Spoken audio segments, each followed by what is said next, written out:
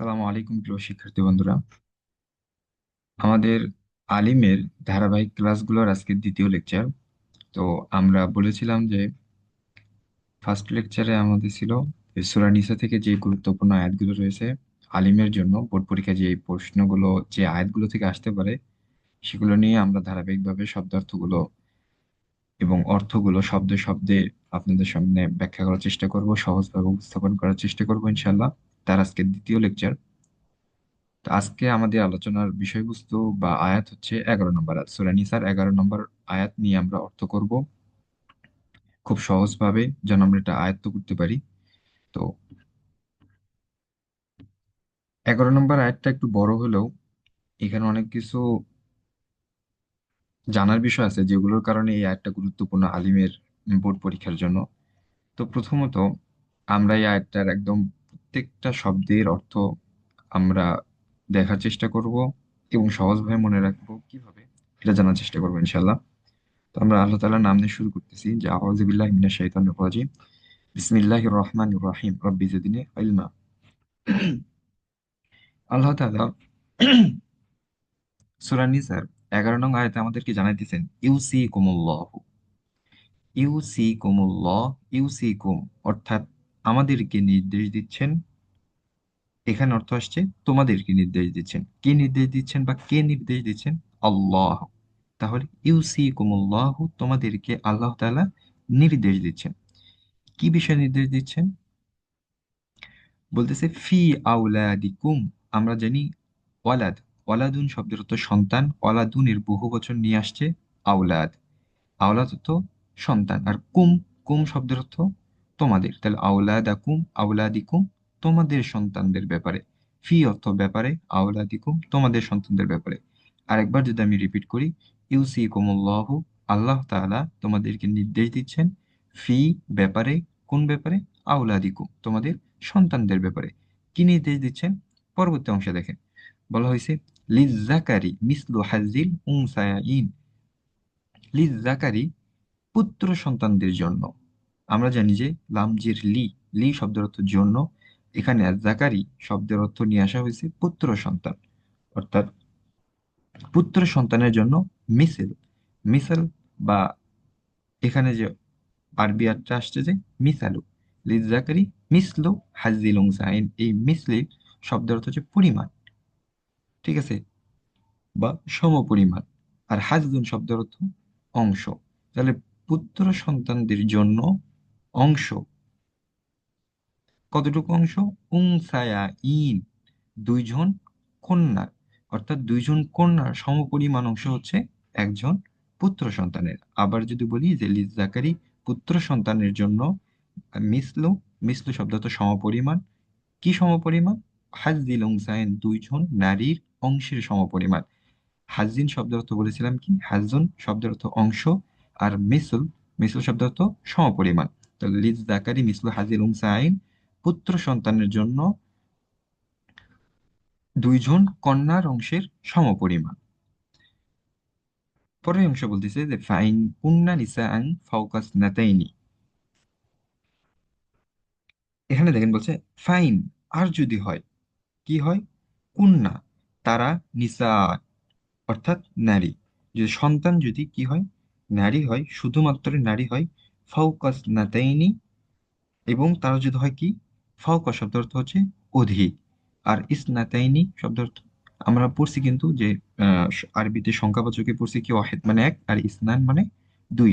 সেখানে আসছে কি ইসনাতাইনি, যেহেতু এটা মেয়েদের ক্ষেত্রে ইউজ করা হয়েছে এজন্য ইসনাতাইনি, অর্থাৎ দুইয়ের অধিক। ফাওকা মানে বললাম কি? ফাওকা শব্দের অর্থ অধিক, আর ইসনাতাইনি দুই, দুইয়ের অধিক। ফাইন আর যদি কুন্না তারা হয় নিসা আন মেয়ে বা নারী, ফাওকা অধিক ইসনাতাইনি এবং তারা যদি হয় দুইয়ের অধিক নারী, তাহলে তাদের জন্য হুকুমটা কি হবে? ফালা হুন্না, তাদের জন্য, তাদের জন্য রয়েছে সুলুসা মা তারক। সুলুসা, সালাসুন মানে তিন, আর সুলুসা মানে দুই তৃতীয়াংশ, অর্থাৎ দুই তৃতীয়াংশ। মা তারকা যা রেখে গেছে, অর্থাৎ ওনার পিতা যে সম্পত্তিটা রেখে গেছে তাদের জন্য, যদি মেয়ে তার কন্যা সন্তান যদি দুইয়ের অধিক হয় তাহলে সবার মধ্যে ওই সম্পত্তির 2/3 কি করতে হবে, ভাগ করতে হবে। আমি যদি আরেকবার একটু রিপিট করি, ফাইন আর যদি হয় কন্যা তারা নিসা আং মহিলা বা নারী ফাওকাস নাতাইনি দুইয়ের অধিক ফালা হুন্না তবে তাদের সকলের জন্য সুলুসা 2/3 মা তারকা তাদের মৃত পিতা যা রেখে গেছে তার থেকে। ওয়াইন কানাত আর যদি হয় তারা ওয়াহিদাতান মাত্র একজন ফালাহা তবে তার জন্য রয়েছে আর নিস, নিস শব্দের অর্থ অর্ধেক। তাহলে কন্যা সন্তান যদি দুইয়ের অধিক না হয় শুধুমাত্র একজন হয় তাহলে পুরো সম্পত্তির অর্ধেক কি হবে, তার নামে লিখে দিতে হবে। ঠিক আছে, তাহলে ওয়াইন কানাত আর যদি হয় তারা বা সে ওয়াহিদাতান একজন ফালাহা তবে তার জন্য রয়েছে আর নিসফু অর্ধেক অংশ, সম্পত্তির অর্ধেক অংশ। এরপরে দেখেন বলছে ওয়ালিয়া বা ওয়াইহি আর তার পিতা মাতার জন্য লিকুল্লি প্রত্যেকের। এখানে কার পিতামাতার কথা বলা হয়েছে, যে ব্যক্তিটা মারা গেছে তার পিতামাতার কথা বলা হয়েছে। যে অলিয়া বা অয়হি, যদি খেয়াল করা হয় যে এই হা এর মার্জা কি হবে, যে হা দ্বারা কাকে বোঝানো হয়েছে, যে ব্যক্তিটা মারা গেছে তারে বোঝানো হয়েছে। যে অলিয়া বা অয়হি এবং তার পিতামাতার জন্য লিকুল্লি, কুল্লি মানে আমরা জানি প্রত্যেক, লিকুল্লি মানে তাদের প্রত্যেকের জন্য ওয়াহিদ অর্থাৎ বাবার জন্য এবং মার জন্য প্রত্যেকের আলাদা আলাদা কি হবে, মিন হুমা তাদের দুজন থেকে আসুদুস অর্থাৎ 1/6, 6 ভাগের 1 ভাগ তাদের প্রত্যেকের জন্য বরাদ্দ থাকবে। মিম্মা তারকা, এখানে এই শব্দটা বারবার আসতেছে যে কি মা তারকা বা মিম্মা তারকা। তারকা অর্থ যা রেখে গেছে। ঠিক আছে, মিম্মা তারকা যে সম্পত্তিটা রেখে গেছে ওই মৃত ব্যক্তি তার থেকে। ইনকানা, ইনকানা আর যদি হয় কি হয়, লাহু ওয়ালাদুন, ইন কানা আর যদি হয় বা থাকে, লাহু ওয়ালাদুন ওই মৃত ব্যক্তির কোনো সন্তান, অর্থাৎ ওই মৃত ব্যক্তির যদি কোনো সন্তান সন্ততি থেকে থাকে তাহলে সেক্ষেত্রে পিতামাতা প্রত্যেকের উভয়ের জন্য কি হবে, আসুদুস 1/6 সম্পত্তি ভাগে পাবে। পরের অংশ বলতেছে ফা ইল্লাম আর যদি না থাকে ইয়াকুল্লাহ তাদের কোনো ওয়ালাদুন সন্তান, ফাইল্লাম ইয়াকুল্লাহু ওয়ালাদ এবং তাদের জন্য তাদের যদি অর্থাৎ ওই মৃত ব্যক্তির যদি কোনো সন্তান না থাকে, ওয়ারিসাহু এবং একমাত্র ওয়ারিশ যদি হয়, ওয়ারিসাহু এবং একমাত্র ওয়ারিশ যদি হয় আবা ওয়াহু তার পিতামাতা, ফালি উম্মিহি তবে তার মায়ের জন্য রয়েছে আসুলুসু 1/3। আবার যদি আমি বলি ফাইল্লাম আর যদি না থাকে, কি না থাকে, ইয়াকুল্লাহু তার কোনো ওয়ালাদুন সন্তান, অর্থাৎ তাদের ওয়ারিশের ভেতর যদি কোনো সন্তান সন্ততি ওই মৃত ব্যক্তির না থাকে, অওয়ারিসাহু এবং তার একমাত্র ওয়ারিশ যদি হয়ে থাকে আবাওয়াহু তার পিতামাতা, ফালি উম্মিহি তবে তার মায়ের জন্য রয়েছে অর্থাৎ মৃত ব্যক্তির মায়ের জন্য রয়েছে আস-সুলুসু 1/3 সম্পদের 1/3 তার মৃত ব্যক্তির মা পাবে। আগের অংশ থেকে যদি আমি আরেকবার বলে আসি তাহলে বলা হয়েছে কি, যে ওয়ালি আবা ওয়াইহি এবং তার মৃত ব্যক্তির পিতামাতার জন্য লিকুল্লি ওয়াহিদিন প্রত্যেকের আলাদা রয়েছে মিনহুমা সুদুস 1/6, মিম্মা তারকা ইনকানা লাহু ওয়ালাদ, মিম্মা তারকা যদি যে সম্পত্তি ওই মৃত ব্যক্তি রেখে গেছে, ইনকানা লাহু ওয়ালাদুন যদি মৃত ব্যক্তির সন্তান থাকে, যদি মৃত ব্যক্তির সন্তান থাকে তাহলে পিতামাতা উভয়ের জন্য 1/6, 6 ভাগের 1 ভাগ। পরের অংশে বলা হয়েছে ফাইল্লাম ইয়াকুল্লাহু আর যদি না থাকে ওয়ালাদুন তার কোনো সন্তান, অওয়ারিসাহু এবং একমাত্র ওয়ারিস যদি হয়ে থাকে আবাওয়াহু তার পিতামাতা, ফালি উম্মিহি তবে মাতার জন্য রয়েছে অর্থাৎ মৃত ব্যক্তির মায়ের জন্য রয়েছে আস-সুলুসু 1/3। প্রত্যেকটা ওয়ার্ড ভেঙে ভেঙে বলা হচ্ছে যেন আয়ত্ত করতে আপনাদের জন্য সহজ হয়। পরেরটুকু দেখেন বলছি কি, ফাইন কানা লাহু আর যদি থাকে ইখওয়াতুন ওই মৃত ব্যক্তির ভাই, তাহলে কি হবে, ইখওয়াতুন মৃত ব্যক্তির যদি ভাই বোন থাকে, ফালি উম্মিহি তবে মৃত ব্যক্তির মায়ের পাবে আস-সুদুসু 1/6। অর্থাৎ যদি মৃত ব্যক্তির ভাই বোন থাকে তাহলে সেক্ষেত্রে মৃত ব্যক্তির মা পাবে 1/6, 6 ভাগের 1 ভাগ।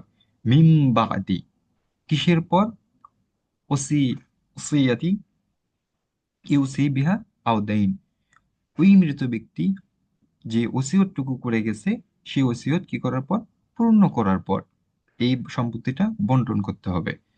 অথবা বিহা আও দাইন, তার যদি কোনো ঋণ থাকে, তাহলে এই ঋণ পরিশোধের পর তারপর এই সম্পত্তিটা কি করতে হবে, বন্টন করতে হবে। তো এই অংশে বলা হয়েছে ফাইন কানা লাহু, আর যদি থাকে ইখওয়াতুন, ওই মৃত ব্যক্তির কোনো ভাই বোন, ফালি উম্মিহি সুদুস, ফালি উম্মিহি সুদুস, তবে মাতার জন্য রয়েছে, ওই মৃত ব্যক্তির মাতার জন্য রয়েছে সম্পত্তির 6 ভাগের 1 ভাগ।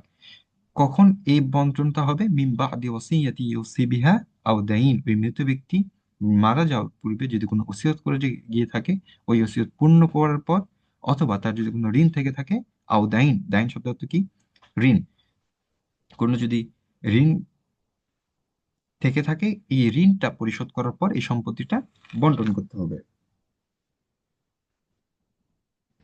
এরপর অংশ বলছে যে আবাউকুম ওয়া আবনাউকুম, আবাউকুম তোমাদের বাপ দাদা, ওয়া আবনাউকুম, ইবনুন মানে সন্তান, তাহলে আবনাউকুম এবং তোমাদের সন্তান সন্ততি, লা তাদুরুনা, কি হয়েছে, তোমরা জানো না। আমরা মাঝে মাঝে বলি না যে লা আদরি, মানে আমরা জানি না, বা আমি জানি না, লা আদরি আমার জানা নেই। তো এখানে বলছে কি, বহুবচন নিয়ে আসছে, তাদুরুনা, লা তাদুরুনা, তোমরা জানো না, কি জানো না, আইয়ুহুম, যে তাদের মধ্যে, অর্থাৎ এই যে আবা হুকুম তোমার বাপ দাদা অথবা তোমার সন্তান সন্ততি, এদের মধ্যে আইয়ুহুম, এখানে বলা হয়েছে তাদের মধ্যে আকরাবু, আমরা শব্দ পড়ি কি যে মূলত ছিল কি, করিব মানে কি নিকটবর্তী, তাই আকরাবু কে নিকটবর্তী বা অধিক নিকটবর্তী, লাকুম তোমাদের জন্য, নাফআ উপকারের দিক থেকে। তাহলে লাকুম অর্থ তোমাদের জন্য, নাফআ উপকারের দিক থেকে। আল্লাহ তাআলা এখানে আমাদেরকে জানাতেছে যে তোমাদের বাপ দাদা এবং সন্তান সন্ততি, এদের মধ্যে কে তোমাদের কাছে সব থেকে অধিক নিকটবর্তী, এটা তোমরা কি করো না, লা তাদুরুনা, এটা তোমরা জানো না। পরের অংশ দেখেন যে বলছে ফারিদাতাম মিনাল্লাহ, অর্থাৎ এই ফরজ বিধান, মিনাল্লাহ আল্লাহর পক্ষ থেকে। ইন্নাল্লাহা নিশ্চয় আল্লাহ তাআলা, কানা আলিমান হাকিমা, তিনি কি সর্বজ্ঞ এবং প্রজ্ঞাময়, আলিমান মানে তিনি সবকিছু জানেন, এবং হাকিম, হাকিম শব্দ অর্থ কি, প্রজ্ঞাময়। আরেকবার যদি আমি পুরো আয়াতটা একবার সামারি করতে চাই, তাহলে আল্লাহ তাআলা এখানে আমাদেরকে জানাতেছেন যে ইউসিকুমুল্লাহু, আর আল্লাহ তাআলা তোমাদেরকে নির্দেশ দিচ্ছেন কি ব্যাপারে, ফি আওলাদিকুম, তোমাদের সন্তান সন্ততির ব্যাপারে।